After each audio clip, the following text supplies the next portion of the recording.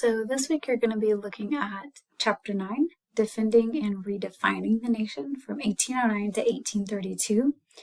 And here are the learning objectives for this chapter. And I kind of want to go over some key points that are discussed in this chapter. So really between 1809 and almost the end of this period that your book is presenting, just from between 1809 to 1828, the role of the federal government really starts to expand, as did the federal budget. And to pay for it, tariff rates increased as well. And those higher tariffs rate, that meant an increase in the cost of manufactured goods. It also meant that Great Britain and other countries are going to retaliate by setting high tariffs against American goods coming into their countries. And so the tariff really pitted one section of the nation against the other, and it's very sectional. It's North versus South. So the North, which became more dependent on manufacturing, supported the high tariffs, right? They don't want other goods coming in out of country. However, the South, they primarily exported their agricultural goods, and they are going to oppose those high tariffs. So what we see happening very early on is James Madison, when he comes into the presidency in 1809, he's going to face a lot of problems. You have the Non-Intercourse Act, which was enacted by Jefferson before him.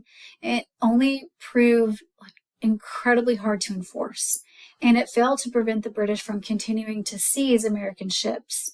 You've got Macon's Bill No. 2, which removed all restrictions on trade with Britain and France, kind of lifted that embargo and the non-intercourse, but the British and French warships are still barred from American waters. It also authorized the president to reapply the principle of non-intercourse to either belligerent if the other ceased violations of neutral rights. And you've got Napoleon, and he announces he would revoke his restrictions if Britain agreed to abandon its own restrictive policies. And so we've got James Madison reapplying the non-intercourse policy to Britain. So it's all this back and forth.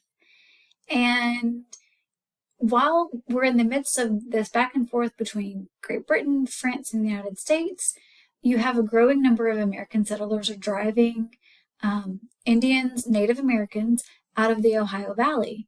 And one of those is going to be Tecumseh, who's a Shawnee chief. He attempted to unite all the tribes in the east of the Mississippi into this big confederation, right? And his brother, who's known as the Prophet, he added the force of a moral crusade, and he argued that Indians must give up their white ways and preserve their Indian culture. Where have we heard this before? We kind of hear this over and over with our Native American history, right? You've got Pontiac's Rebellion doing the same thing. Here we have the Prophet saying it. Newland's going to say it. Later on, you're going to have more, like when we have the enacting the ghost dance in the 1880s. So this is a scene that we've seen played out by Native Americans and their resistance over and over. In the midst of all of that, this is happening in 1811. There's this military force that's headed by General William Henry Harrison, and it engages the Indians at the battle, Native Americans at the Battle of Tippecanoe, and really destroys Tecumseh's hope for a federation. Right on as that's ending, you've got the War of 1812 happening too. So sometimes historians argue that this is the Second American Revolution because it's the same players. It's the United States versus the British. And you've got all sorts of things happening that you're going to read about with the War of 1812. One of those things, though, is the rising popularity of this guy at the Battle of New Orleans. And this is going to be Andrew Jackson, where he gets his fame, is at this battle. It's technically after the war has ended. They've already signed the Treaty of Ghent, but it takes, a long time for correspondence to get back to be like, hey, we signed this treaty, no more fighting. So in the midst of the treaty getting back to the U.S., we're going to see this last battle that's going to make Andrew Jackson a national hero. We have, during the War of 1812, you've got American frigates versus the British Navy. You've got Americans attempting to invade Canada.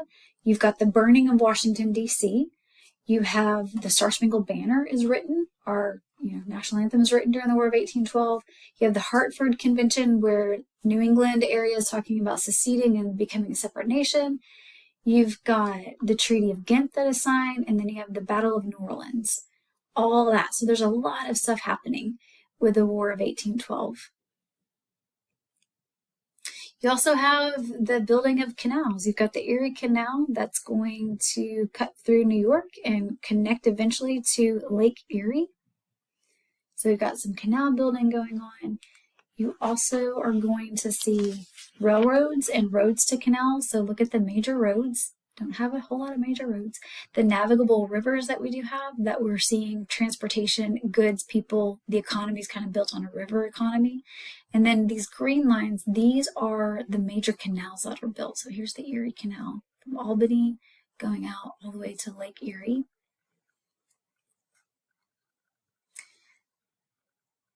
We're going to see a lot of white settlement and the pushing out of Native Americans. This is an example of that. This is actually a painting. It's a beautiful painting of an Ohio farm, but you'll notice in the background there's this conical dome or mound. So Native Americans in North America, like in present-day United States, we didn't build pyramids, but we're really good mound builders, right? We have tons of like archaeological digs finding these mounds all over the U.S. This is one of those that's depicted. Charles Sullivan painted this scene in Montgomery County in Ohio, and this area back here, this is actually a burial mound. But you can see how like this white farm owner has moved in and almost taken over this burial mound. Kind of the last thing that I want to draw your attention to is the Missouri Compromise line. And the Missouri Compromise, this is in 1820. This is this new territory that we are gaining. We get the Louisiana Purchase during Jefferson's presidency, but it's like, what do we do as we're starting to expand? Keep in mind, we have not fought the Mexican-American War yet, so all this area is still part of Mexico. But it's like, what do we do with this area? Do we open it up to slavery? Do we leave it closed to slavery? What's going to happen as we start to carve out states in this area? So there's this debate between Missouri and Maine. One wants to come in as a slave state, the other one wants to come in as a free state. But what do we do with this territory? So they draw this imaginary line and basically state, with the exception of like Missouri coming in, everything to the south is going to be open to slavery. Everything to the north of this line is going to be closed to slavery. And it's just a band-aid for the bigger problem of slavery and what's happening in the United States at that time. It's only going to last until about 1850. And that's when that area that's shaded in for Mexico, when we go to war and we end up buying, at the end of the war, we're going to pay for some of that land. So in the 1850s, that line is going to kind of be thrown out. But pay attention to what's happening as far as slavery and how like growing pains are going to affect where slavery is in the United States. The last thing I really want to bring your attention to is the election of 1824 and the election of 1828. So there's known as like this corrupt bargain that happens with the election of 1824. You'll notice that no one won the majority vote. No one got 50% or more in 1824. But you'll notice who did win. It's technically Andrew Jackson. So how does John Quincy Adams become president if he didn't have all the votes? So it goes back to having majority of the vote. They're going to have to go back and re-vote. And these votes are going to be split and thrown towards John Q. Adams. Lessons are learned in this. Andrew Jackson comes back and he's going to make sure that he overwhelmingly beats John Quincy Adams in the election of 1828. But you'll read about these elections in chapter 9. And although Andrew Jackson doesn't have Indians removed with the Indian Removal Act, he does start the process of Indian removal. It's actually going to be carried out under a different presidency, but you've got Andrew Jackson in the 1830s laying the foundation and setting the precedent for Native Americans to be forcibly removed from their homeland. And he is going to really urge Congress to pass the Indian Removal Act, and then the president after him will enforce the Indian Removal Act. So pay attention to that as well. And it's really interesting because you have, like, he's forcing primarily the Cherokee off their lands, but the Cherokee sided with him and fought alongside him in the War of 1812, and then he turns his back on them. So it's really interesting the dynamics that are being played out in this chapter.